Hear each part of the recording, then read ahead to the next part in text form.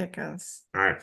Hey guys, Dr. Eric, the fitness physician. So we've got another very impromptu podcast episode for the Relentless Vitality podcast. I'm excited. I got a super cool guest.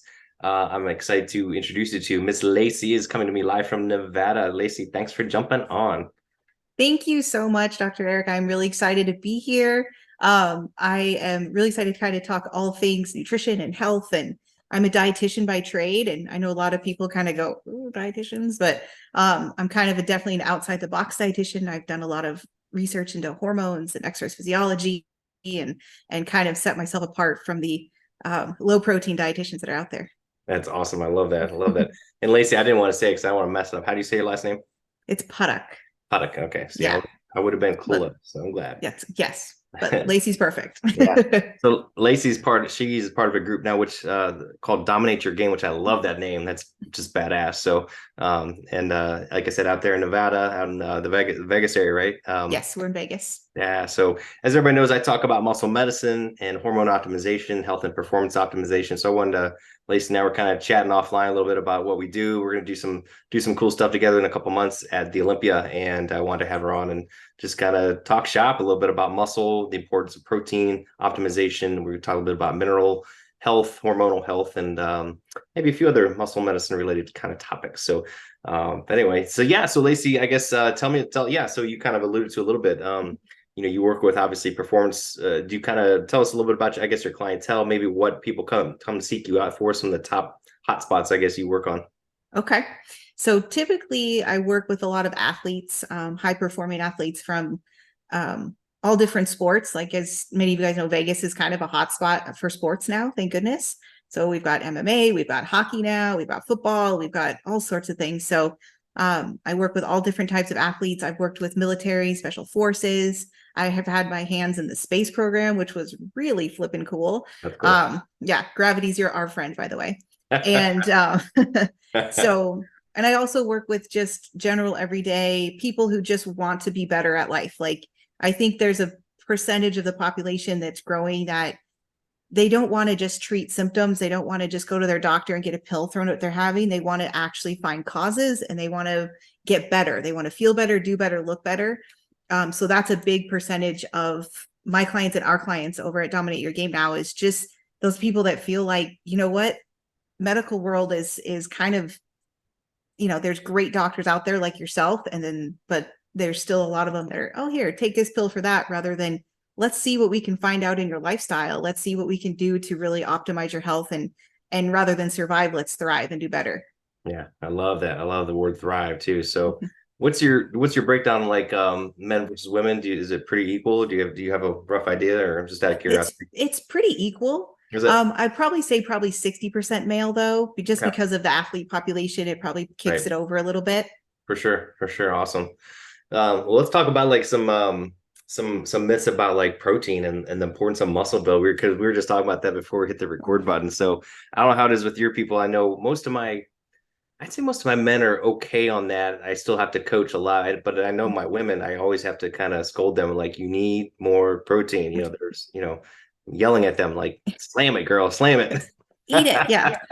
So So, yeah, that's a big, I think something that has been ingrained in the population, unfortunately, is that, you don't need that much protein, and, 0.8 grams per kilo is adequate. And it's just not like that. Actually makes me cringe. I think I ate that for breakfast today. Like that's not, it makes me absolutely cringe because protein is used, as you know, for not just muscle. Everybody thinks muscle, but it's like every body structure. Your immune system is based on it. Your metabolism is based on protein. Everything is. And so if we're not getting enough, something's going to suffer. And to build muscle takes a tremendous amount. We have to have a excess protein to actually allow the body to build muscle because it's trying to repair everything else. So yes, women are kind of the worst because, oh, red meat is not good for us. And, those things that they've been told. And I'm like, girl, go get a steak, like hit up the Brazilian steakhouse. It's totally fine. It's good for right. you.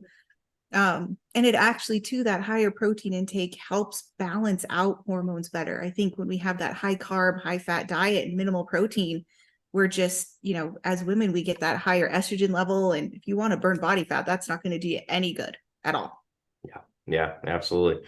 Yeah, I had Bill Campbell on my podcast a while Mhm. back, and we had that same conversation. He was just talking about, look, if you just resistance train and just higher more protein, that alone you'll get body composition changes, and not doing anything else, which a lot Yeah. of people would like, oh, I didn't think about, you know what I mean, that you know it, but you don't really know it, you know what I mean? So Yeah.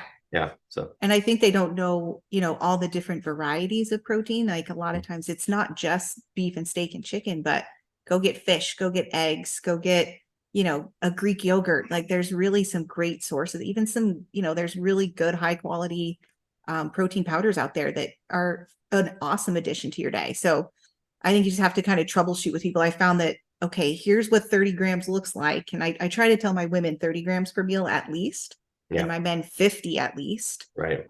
So, and then throughout the day, get your protein shake as a snack or whatever. But showing them what that looks like, I think is sometimes eye opening because they just don't even realize, like, oh, I have to eat that much. Yeah, you Yeah, do. And it's yeah, good for you.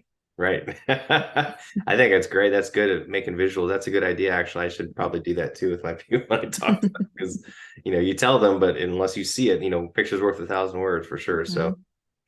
Yeah, like they just don't know okay, here's what 6 ounces of chicken looks like. And it doesn't equate, because they're used to, you go to a restaurant and you get a 3 ounce portion. Oh, that's plenty. And right, it's right. not even close. Yeah, and I think probably I imagine most of your people do fine, right? Because a lot of people think, oh my God, you just can't digest that much protein or meat and yeah, I mean, if you gorge yourself, that's one thing, but nobody's doing that. You know what I mean? So it's No. like you're gonna absorb it slowly. You will, and that's a huge myth is that you should only eat so many grams at a meal. If you're utilizing it, if you are weight training and you're active, there's no reason why you can't eat what you feel like eating. And there was a study that just came out not too long ago. I read it and they showed that people who overate, but they only overate protein, Mhm. actually saw positive changes in body composition, I think they even lost though that. they Yeah, lost body fat, even though yeah, they were overeating calories, but they were only overeating protein. So the effect on metabolism is tremendous. yeah. Fantastic. No, it's yeah. I think I remember reading that study too, or seeing someone referenced it in an article I saw, and I thought, oh my gosh, that's pretty cool. Like you just can't overeat because you're just gonna burn it. Everybody talks about like the meat sweats and Yeah. your metabolism is gonna crank the thermic effect of food and all that, but you can't get too much. It's just No. there's just no way. Mm-mm.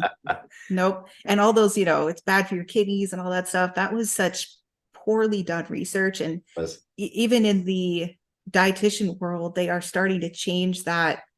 People with chronic kidney disease and stuff like that, they've really backed off that protein restriction, yeah, which is great because we're just making people sicker by doing that. You have people with kidney disease and now they can't even heal. Like, right. what were we doing? So we Yeah. really backed off that quite a bit. Yeah, for sure. Do you have any particular protein brands you like in terms of shakes? Any brands that you like, protein powders, things like that, or favor, or just kind of leave it? Um, I'm a little biased. I have one that I designed myself. Oh yeah, So nice, yeah, it's called Celerome. It's a grass-fed New Zealand whey. nice. And it only uses high-grade stevia. There's no other ingredients in it. So it mixes up nice. And I'm definitely a little biased. I couldn't find stuff that I really, really liked because there was always like soy lecithin in it and things that Uh, just don't agree well with me. So um, I decided to kind of put my own together and that's what I did. But more and more, I haven't looked for a long time because I've had that one, but I've seen more and more of the good grass-fed stuff come out. mhm. Yeah, So that's usually my recommendation to people is look for something like that. that's awesome. That's awesome. Okay, Yeah. good. So yeah, I think I'm glad you mentioned the with the myths because I hear that a lot. People worry about, digestion and kidneys and this and that. I always try to reassure them that, like as you mentioned, that's just a bunch of hoo-ha, more Yeah. than anything. But I think the other part is just, obviously just balancing things out. I mean, what are your obviously people are looking to build muscle. That's one thing. I'm assuming most of your clients are then looking more to more for performance. Do you have maybe just looking just to strip down or lean out or lose fat? Oh yeah. Yeah. I have several clients that are competitive physique athletes as well. So we go through our cycles of stuff and then like I said, my kind of everyday people that just they want to do better, they want to look better. So Yeah. looking better involves shedding a little body fat, putting a little muscle on. So improving that body composition. I am not a big fan of cutting carbs down to nothing. I don't think that's very good for our brains. It's not good for just overall well-being unless you are that competitive bodybuilder and that's how we're getting you on stage. There's a very specific point to that.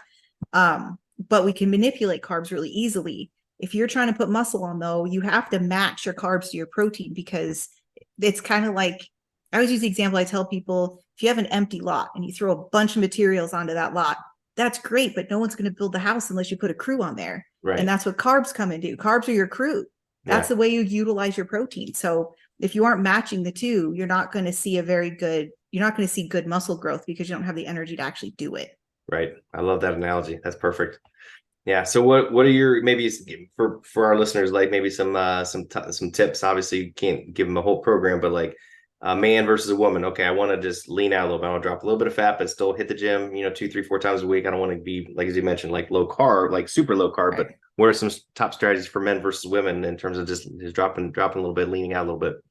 So for men, for sure, we want to get, and men and women both, minimum 1 gram per pound of goal body weight of protein. So I always tell people, what is your body weight goal? Do you want to be heavier? Do you want to be lighter? Are you good where you are? Like, what does that look like for you? And pick that number. If you're trying to lean out, then stick with that. And then what we do is we take our carbs down a little bit. So probably 50% of your protein, make carbs if you're trying to lean out. For women, one of the things I do is I tell them to not eat any carbs after about 3 o'clock in the afternoon, because for some reason that seems to be, especially when we hit about 40-ish, things change a smidge. And so we're not utilizing them quite as well. We tend to store them a little more readily. So if we can burn them all up through the day and then just have that nice high protein meal at night, it tends to be a little bit more effective. Like I said, right when you kind of hit that late 30s, early 40s mark, that's when we start seeing that problem. Right. Now, do you balance that out with just more of a higher fat to kind of balance that out mostly, or kind of keep that or two? I keep the fats right around 25%. Now, if the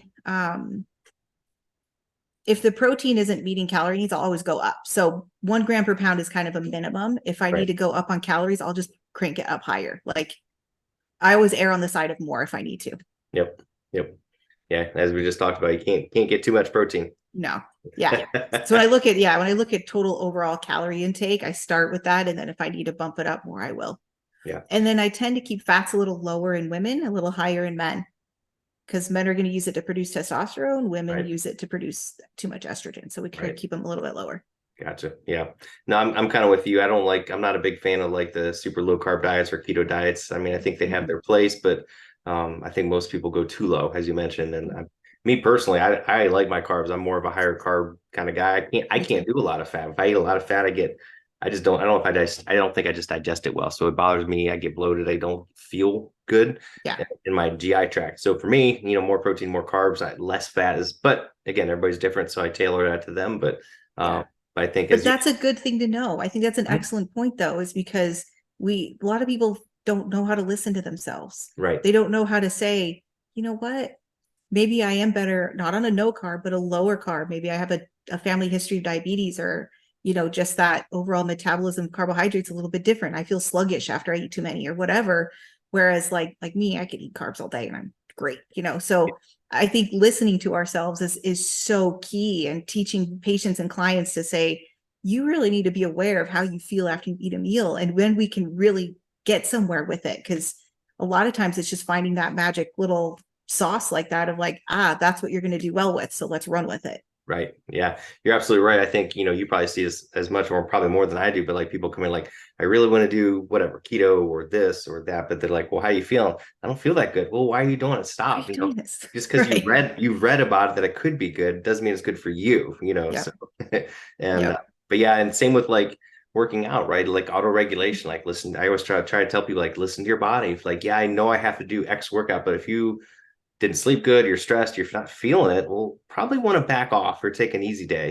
Don't force yourself to do something, listen to your body. It's hard.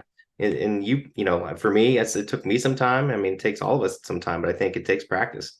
It takes a lot of practice, and it takes some a lot of reflection too. Yeah. Especially like athletes are kind of the worst, because they'll push themselves to the point of exhaustion, and you're like, maybe you need to back off a little bit. You're like overtraining now. Like, no, I'm good. I got this and this. And I'm like, I think you're going to do better if we back off a little. Right. So yeah, sometimes it's easier to teach them than other times, but Yeah, I like that. I was just gonna mention that you've probably seen a lot of that with your world in terms of overtraining, and you read about that a lot of late in the last couple of years it's coming around, and I've had my share of patients overtraining. Even I had a couple of clients who were trainers themselves, and like when you're in it, sometimes you don't recognize it. I think that's why we Mhm. all need help in coaching because it's like, even if you know what you're doing, sometimes you can't look at yourself and like someone else can. Like, dude, you're overtrained. Here's why. Like, oh my God, how did I miss that? Kind Right. How did I of. miss like my heart rate being elevated and me Right, not sleeping and right. being sore 24 hours a day? Yeah. It's well, yeah. Well, I think sometimes too, they just see it as like it's just part of the job. Like this is Yeah. what I do. I'm stressed out. And especially a lot of trainers, they're self-employed.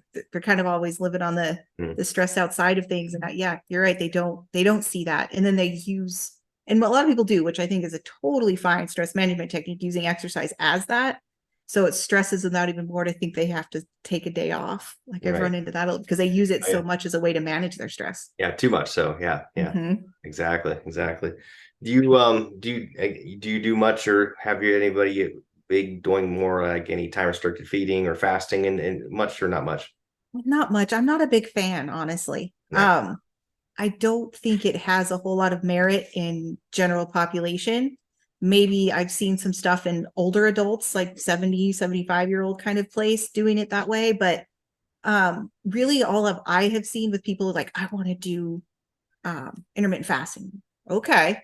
All it does is put people on a schedule to eat right. So I kind of indulge it in my own weird way. And I'll say, okay, then let's have breakfast at 9 and lunch at 1 and dinner at 6. And okay, we have this window. And they're like, oh, that's perfect. And really all I did was to give them a schedule and it seemed to work. So right. I don't like the whole concept of not eating for 16 hours and stuff like that. I don't think that's, again, how we thrive. We can survive, but we can't, Yeah, it's not a way that we thrive. right. Yeah, I agree. I've gone through stages of it, and when I first came out, I looked into it, and I have had some patients who've utilized it, and I've done it myself just to try it, but I'm like you prefer. I don't do a lot of it much anymore. I like to eat, number one, and number two, I think like you said, I think as long as you're eating the right foods at the right time and you're listening to your body, you don't there's really no advantage in my mind. But I'll use it for certain people who don't have that self control, who don't have that discipline to structure things a certain way. Sometimes that's just a sneaky way to make them, as you said, eat a certain way. So it's Yeah. just a tool to use, for sure. Oh, definitely. Yeah. And that's with every client, you have to take that. Okay, what are all my little tools and what's going to work for this one and what's going to work for that one? And, give them all a bunch of, little techniques to integrate into their life because Yeah. sometimes they just don't see the forest through the trees and their own, Right. Right. What are some other unique things you've seen, you picked up on of late? I know you mentioned when we were emailing about you mentioned you want to talk about like mineral balance and electrolytes and micronutrients and things like that. What are some things you're seeing a lot of that you have to correct or address or bring awareness to? So I think one of them is electrolytes. I think for sure. In the client in Vegas, of course, it's hot here, Yeah. but I think people have been so beaten down, kind of like the protein thing, that sodium is bad, and it really isn't. It's part of how we function. It's part of our electrical system and our water balance, and that's how we maintain water within the cells. And so I think that re-educating in a way that's okay, as long as you're not getting your sodium from McDonald's and ramen noodles and we're getting it, putting a little salt on your eggs or your steak or whatever, you're doing okay. Like that's Right. fine to do. So I've had to kind of re-educate that because I have a lot of, health conscious people that come in like, I'm trying to reduce my sodium. And I'm like, hold up a sec. Let me see why and what you're getting it from, because Right. there's no reason why you should if you don't need to. Right. So that's a big one. I'm a big, hydration is so key to everything. Just getting people to drink enough water is a challenge, but I'm sure you probably run into that too. Yeah, for sure. I know. No, you're right. I'm kind of the same way. I'm not like I feel like as we were talking about, like, eggs were demonized for years. And like you said, salt's been demonized. I'm like, actually, it's kind of a good pre-workout. Even the first thing in the morning, I do a little bit of like sea salt with maybe a little bit of lemon juice in the water. I just chug it, and it's just a great way to replete and rehydrate your cells. And as you mentioned, I think a lot of us just don't get it, at least not the right kind of salt, like Right. good quality salt with minerals, not our depleted, crappy chemical Right. laden table salt. That stuff's terrible. Exactly. Yeah, no. Get the good pink one or get the good, Yeah, good yeah, minerally one for sure. exactly. But yeah, I think that's a big, big uh misleading thing that's out there. And when you have people that are training, they sweat a lot. You need to put that stuff back, or else you just don't feel good. You don't get the Right. great muscle contraction. So Right. that's a big one. Another one is magnesium. So Yep. most people are magnesium deficient. They don't eat the right stuff for sure. And it's really hard actually to get enough through food. I don't think it's really that easy to do. So most people are deficient in magnesium, and we're not going to build muscle without magnesium. We're not going to see good hormone balance, and magnesium actually helps diminish the action of DHT. So if anybody has, they're getting hair loss and stuff, it can help regulate that. Helps regulate bowels, of course, blood pressure. It just has an immense number of benefits to us.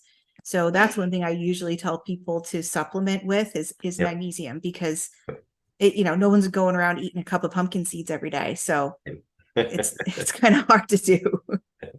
Yeah, I'm glad to hear you say that, because I try not to overload people with supplements when I put them on a protocol, but almost inevitably I put everybody on vitamin D, vitamin K, and magnesium almost always, because, like you said, so many people are deficient and we just don't get enough. Our nutrients been depleted, and as you said, from food, it's hard to get. So just taking a magnesium supplement is such an easy thing to do. Oh, very simple. It can help with sleep. It can help with so much stuff. And Yep. I always tell people, take it at night, right before you go to bed. It'll help you sleep. Yep. Unless so this is kind of odd. I've done some work at a drug addiction clinic with doing some nutrition education. And I have them take it in the morning because they tend to be highly anxious, Yep. and it calms their brain through the day. So you kind of have to pick what kind of person you are, but typically at night, right before you go to bed, is the best time to take it. Yep, exactly. Yeah, especially a good blend, that's going to be helpful. So same thing. It's worked wonders for my patients and myself and my wife for helping sleep, especially as you said, and it's just kind of calming. They make those sprays too. If you don't like to swallow pills, it's like an oil you could spray on, like I think Ancient Minerals makes it. So a lot of strategies for sure. Oh yeah. And it's so easy to get now supplementally. It's nice to have. And then people with like IBS, I've had people come to me with that, and they tried all the diets and trials. I'm like, are you taking magnesium? And they take magnesium, and it just, this is how it's supposed to work. Yeah. Exactly. Yes. Exactly. And it just takes all those symptoms away. So it's amazing what that deficiency can create in people, and they don't even realize it. Yeah, for sure. I'm seeing a lot. I don't know about you, but lately I've been when I check my lab panels, I see a lot of people still deficient in some certain B vitamins, which is interesting because they're so easy to get. But I think a lot of people just don't digest it or can absorb it, or they're just not getting enough. But sometimes it's when you just mentioned it's a subtle thing. As soon as they get like, oh, I feel better, Oh, that's good. Yeah. And I think too, they're not getting it from natural sources like meats and grains and beans and stuff like that. Like we can get a lot of them from those rather than the processed fortified foods that tear up our digestion. So if we're getting those vitamins from food, which most people don't eat a whole lot of actual real food, unfortunately. And that's honestly my number one thing I tell people is, if nature didn't put it here, don't eat it. Right. Like nature didn't make chicken nuggets, go get a chicken. Like, and that's, if I think you see a lot of correction once that happens. You start seeing more those B vitamin levels go up quite a lot once you start seeing that. Right. Yeah. Yeah, you're absolutely right. I just, sometimes you probably do this a lot too when I'm out and I'm either traveling or I'm just out at the drugs, the grocery store, whatever. I look in people's stuff, just, not trying to be nosy, but I'm looking at their cart and like, there's not one piece of real food in there. It's like, gummies and pop and pizza and chips. I'm like, there's no actual food. I'm like, what are you doing? Yes, what are you doing? Oh, I know. I get so frustrated. I am the worst. I don't go into Sam's Club anymore because of that. I just can't do it. Like my poor brain explodes because I do curbside pickup because I just bring my fruits and veggies and meats out to my car and I'm fine. Yep. Oh my gosh. So far. Do you I see you probably do too, but I was going to ask you about like the gut, because I see so many of my patients have gut issues, whether it's just inflammation or just mouth, problems with digestion or whatever. But are you seeing dealing with a lot of that as well? I do. And typically I always kind of start on I start people on this like a process. Number one, drink enough water. That tends to be a good solution to some things. Number two, get away from processed food. I really think that's just a big problem. Especially our grain foods. A lot of times they're just, here in the States, we've just overly,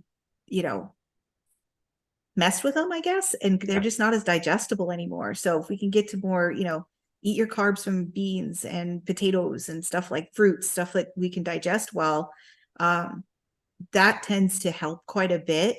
And then from there, we can start adding stuff back in. But usually it has to do with either how they're eating. They're eating one big meal a day and they don't eat regular basis. They're not getting enough water, or they're not eating food that their body actually digests well. And so we have to get rid of all the stuff that we know doesn't digest well and then work on the other stuff. And that usually takes care of most things. Yeah.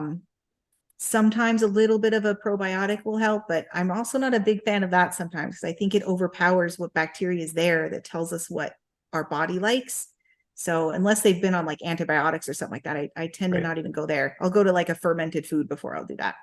Yeah, I was gonna ask you about fermented foods. Yeah, if you do a lot of that, and then I also want to get your take on like vegetables and like oatmeal and stuff like that, because it's so funny. It's like, we all talk about, as you mentioned, real food, right? But then you get the other camp. It's like, vegetables, oats, those are not good. They have anti-nutrients and lectins and all this stuff. Just eat paleo, or just eat meats, and that's all. The whole Like the carnivore thing, whatever. And then you get the other opposite side of it is like, well, plants have been proven to be so healthy and blah blah blah. So it's just, again, that dichotomy of opinions. But what's your take on all that? So I think there's a little bit of truth on both sides, honestly. And it comes down to listening to that. And again, goes back to, funny example. So my sister, I'm a meat eater from the get-go. I love it. I eat it all day. It's my favorite. Yep. My sister, same exact parents, is a complete and total vegan. Oh, wow. I have no idea how or why, but she is. So I don't get how she lives like that, but she loves it. She's happy. She feels good. Yeah. Okay. And so that's something that I think people get wrapped into the emotions of it all, because food is very emotional. We celebrate our families and our holidays with it, and it's part of our cultures and all that stuff. So there is some emotional attachment there. But when it comes to, oh, you have to eat this way, I kind of try not to get too caught up in that, other than I know we have to eat protein, we got to eat carbs, we got to do this stuff. Let's figure out what your body likes the best. I personally, 90% of my diet is meats, roots, and fruits. I don't eat a lot of leafy, stalky things. I don't digest them well. But I digest cucumbers and peppers and kind of the fruitier vegetables. I love those. Those do great. I have other clients that a big salad with some chicken on it is like the greatest thing they could eat, and they love that. So it's just a matter of finding those individualities in people and just sticking to that. Food comes from nature, and let's figure out where in nature your body likes to be. Right. I love that answer. Yeah, it all comes down to this. As long as it's real food, figure out what works for you. I love that. Mm-hmm. Yep. That's kind of what I tell people. I'm like, look, it shouldn't have a list of ingredients. If it comes in a bag, a box, or a can, it's probably not something you should be eating. Probably not good. Right. Probably not good. You don't have to make it. You don't have to do, I wish I could have a farm. Like, I would love that. Then I could grow everything, and that'd be amazing. But that'd be awesome, wouldn't it? Yeah, it would be awesome. That'd be so cool. Go out there and pick breakfast. Hey, chickens, what eggs did you leave for me today? Right, exactly. Oh my gosh. Do you have many of your patients who are having issues? Do you ever do any food sensitivity testing or anything, or just have them just eliminate things and try trial and error kind of thing? I kind of do that as a second line of defense. Sometimes I feel like it tells us something that's not accurate first off, and it kind of sends, if the body's inflamed, many of those food sensitivities are just, they'll tell you react to everything. I've seen them where they just react to everything. Right. And they're like, oh, what can I eat? I'm like, it just kind of made my job a little harder. Versus let's start with getting your habits down first. Let's start with that. Keep a journal. I want to see if things pop out. So that's another thing I have them do, is keep a journal as we start making the changes, so that they may not see a pattern, but I can go back and go, oh, every time you ate this is what happened. And it may have been a day later. It may have, several hours later. You may not even correlated the two, but that's more accurate than sometimes. I mean, the food sensitivity test can give us some info, but a lot of times when somebody's very inflamed, it's just going to show chaos. And it kind of makes the whole treatment process a little harder. It does. It does. Yeah, I think like you said, they have their place, but Mhm. you got to do it at the right time. And I don't know, a lot of the stuff I've looked at, it's like, yeah, I don't even know how, some are fairly accurate, but there's a lot that are not that accurate. And, Mhm. it's like, I don't know. Yeah. Take it with a grain of salt, but I think it Yeah. all, kind of like with when I'm putting people on hormone therapy or any, a diet or work, whatever. How do you react? How do you feel? If it's working for you, great. If it's not, then well, and I don't care what the numbers say. Let's go by your body. Yeah. Let's go how you feel. Cause I think that's more, and that's a, especially with hormones, holy cow, like you have to do it that way. The Yes. numbers will tell you this much, but then asking the client, like, all right, how are you feeling? How are you waking up every day? How's your Right. sleep? That gives you so much valuable information. Oh my gosh. I deal with that almost every call with my patients that I put on hormone therapy, and women not so much, definitely more of the guys, especially Mhm. my analytical guys. Like they're so focused on that number. Doc, what was my number? Well, no, no, no, no, no. I'm not gonna tell you. How do you feel? I want to know where I'm at. How do you feel? It's like, because it's like there's so, I don't know if it's just a guy thing, like what's the Mhm. score in a football game, right? It's just like, well, if you're not feeling good, then we need to do this. If you're not feeling good, we need to do X. Don't worry about what it says on the paper. Yeah. Or thyroid. I get that all the time. Patients come like, doc, I went to so and so and they said everything's normal. I'm like, well, yeah, but how you feel? I'm like, well, are you? I ask them all a bunch of questions, and they're cold and they're tired and they're overweight and their hair's falling out and they're grumpy and they're moody and their menstrual Mhm. cycles are out of whack. I'm like, well, I don't care what your numbers say. You've got a thyroid issue and we're going to treat it. So, Yeah. And that's, I have run into that so many times with, clients that they tell me all this stuff and they're like, yeah, my doctor said it's nothing wrong. And I'm like, it kind of is. So, and I'm not a doctor, so I can't diagnose that. But I tend to refer and just go, hey, look, you need to talk to somebody that's going to listen to that because, rather than throw a statin and an antidepressant at you, maybe we should look at correcting that thyroid and, oh, wow, look at that. So, right, right.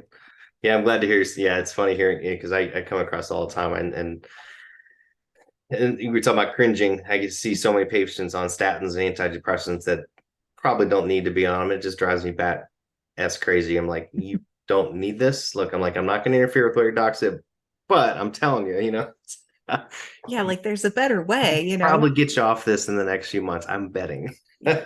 Because a lot of it is just you don't feel good because Right, you don't have the right nutrients in, you have deficiencies, you're not, you know, you don't have enough, like you said, the skeletal muscle. I think that's like the key to all of it.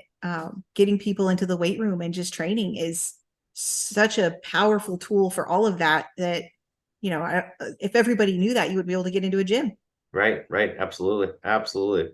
Are you most of your clients, do you have them like doing body composition analysis or tracking things on an app like Chronometer, or how do you track their progress and other than their I really like myself. Well, we use DEXA sometimes, like we have some clients that use DEXA. I like that.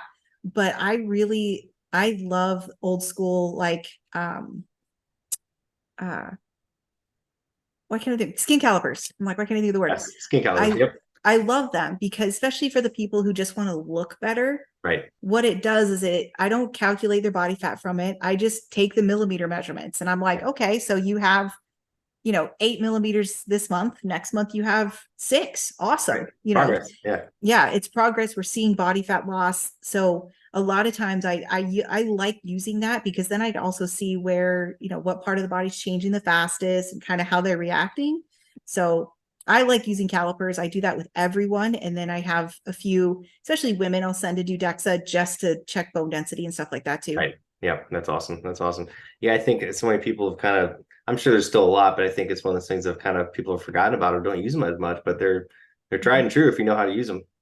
Yeah. Well, that's the key too, is learning. I was very lucky. I learned from Dr. Golding, who was like one of the founding members of ACSM. Like he was this great, he was a little rough about it, but he taught me how to do it. So Yeah. I was very lucky to learn how I did. So yeah, and you have to do it the same way each time and you have to have a good set of calipers. So there's definitely a way to do it. But yeah, I find it very, very valuable, especially for clients when you can tell them, look, you lost, 10 millimeters of your body fat if I add all these numbers up. Like, and to them, that's a very big number. So Right. it just Right. also leads to good motivation as well. Yeah. Awesome.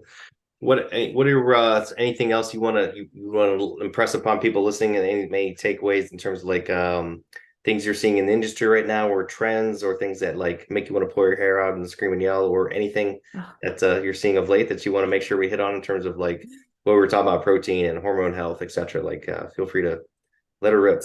all right. So I think one thing I really love to impress on people is to don't make your nutrition complicated. Hmm. Don't make it hard. Like if you're making it hard, you'll never do it. So keep it simple. Have a protein with every meal, have a carb with every meal, have some produce with every meal, whether it's fruits or veggies, have something. Um, that's is what's going to keep your body moving correctly. And if it's all that food that comes from nature, all you got to do is put a little time into it. One of the worst things I hate to hear people say is eating healthy is expensive. It's not. It's actually much cheaper if you're buying the right stuff. If Mm. you're buying packaged healthy food, yeah, you're going to spend a butt for it and it's not healthy at all. So, go grab a bag of potatoes for $3. Go get oranges that are on sale as your fruits. Like it's really easy if you kind of take a step back and go, okay, wait a second. If I plan it out right, I know what my proteins are this week. If chicken's not on sale, don't spend $5 a pound on chicken. That's ridiculous. Like, don't do it. Wait Right. till it is. So I think that's one thing I like to impress on people is that it doesn't have to be complicated and it doesn't have to be expensive. Right. Yeah, I think you're right about the complicated part. Same with the expense. I mean, we try to buy a lot of stuff organic, which unfortunately is more expensive. But if you could buy It is. a big thing of it versus a small thing, a big thing of organic care or whatever, kind of thing, it usually works Yep. itself out. Like you said, if you know how to prepare it and cook it and bulk it up with everything, so it kind of balances out. It's a little more, but as you mentioned, a lot of stuff you can get pretty darn cheap and just know what to look for. Yeah. Yep. Like I just like I get a like I love like I told you, I love Sam's Club because you can get a lot of it and it's very inexpensive. And they have a lot of their produce is organic and it's the Yeah, same price. Like I got a 5-pound bag of organic carrots for $2. yeah, Like, that's awesome. That's awesome. yeah, and Yeah, no excuses, people. yeah, exactly. There is none. So don't spend your $2 on the other aisles at Sam's Club. Go buy Right. the carrots, right? Exactly. Um, but I think that's a big thing just that people should know. And when it comes to changing your body composition, it's all about consistency. It's being consistent every single day, not going on a diet today, going off on the weekends, having this. It's consistency every day. Yeah. Get up and do something active, go lift some weights and eat real food. And it'll just happen if you just stick with it. It may Yeah. not happen quickly, but it'll But it happen. happens. Yeah, and speaking of that, I guess before we forget, I'm more on the performance side. I mean, because I know you obviously do a lot with that as well, in Mhm. terms of training, right? Mhm. More nutrition, but like, again, everybody's, especially nowadays in the summer, everyone wants to lean out for what's your take? I mean, you and I both obviously agree, eat right, hit the weights. Everybody wants it, Mhm. definitely strength training. But in terms of cardio, other things to kind of lose some fat, lean out a little bit. What kind of strategy you employing for men and women, or men versus women, etc.? Um, Really, I see more benefit for like a hit training, interval type of training when it comes to fat loss. Hmm. Um, there is something to be said for that, just, steady state cardio, like first thing, wake up in the morning, do like 30 minutes kind of thing. Right. But bang for your buck is going to be intervals really every day because it'll help maintain muscle mass as well as, burn a lot of energy in a short amount of time. Right. So if I have somebody capable of that, so it all comes down to fitness levels. I have some people, okay, let's get you used to doing 30 minutes at moderate intensity, and then we'll move into intervals because you have to get that fitness level up, but you really get more bang for your buck. And then you're able to also focus more on that weight training because I kind of think you can combine the two as well. When you're really into like a fat loss mode, you Right. can kind of turn your weight training into some good high intensity intervals as well. Right. Yeah, for sure.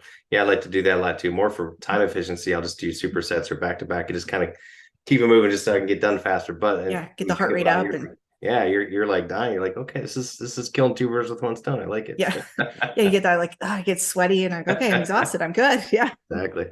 One question I always like to ask people is like, are you, and maybe you're not, but are you read, I don't know if you like to read or not, listen to audiobooks. Or is there anything like dietary, nutrition, health, medicine that you like to listen to or read on a regular basis or right now? Um, Honestly, I love to read and I just love to read. Yeah. So lately I've been reading books about the American Revolution and George Washington, Oh, cool. Very nice. just because it fascinates me. I love that.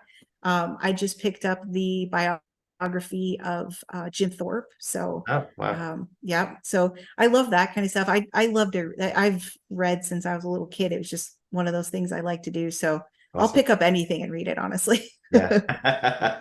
I'm kind of the same way. I'm always reading something, either reading at night or listening to an audiobook. And I try to read all my medical stuff, but I try, especially at night, just to read something, whether it's business or history or whatever. I'm the same way. I just love, I definitely like history, like you mentioned. History is fascinating because I think, It's absolutely fascinating. and it does repeat. I think so many things we see is like if we would just learn from our ancestors, we wouldn't be doing the same stupid shit over and over Over and over again, again. right? I know. You're like, wait, did not you read this book? Holy cow! Why did you not read this? Yeah, like hello, Yeah. it's just that modern mentality of, oh, this time it's different. Like, no, No, it's really not. no, it's actually worse because now we have more technology to make it Right. worse. Yeah, Yes. Yeah, exactly. You're right. It is worse. it's Go actually worse. read, people. Damn it, go read. Yeah, get off Instagram and go read, please. Please, please. Oh my gosh. Well, plug your website, your social media, anything you want Yeah. to plug. So a couple things. So dominateyourgame.com, that is our performance facility. So we do take clients from all over the country. We do virtual. So if anybody's out there, nutrition, exercise program, even some injury rehab and stuff, we have a team for that as well. So just go to our website, dominateyourgame.com. You can reach us there. And then anybody going to the Olympia, you will see us both there at Olympia University. So head on to the Olympia University website. There's also a link there on our website to that as well. And get signed up. That we have, we are limiting our seats. So get yours now if you want to come see a cool variety of speakers.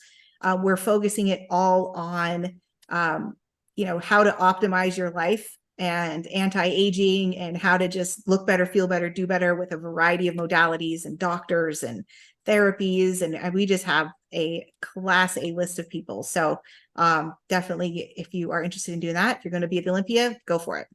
Awesome. Thank you so much, Liz. Appreciate you having you on.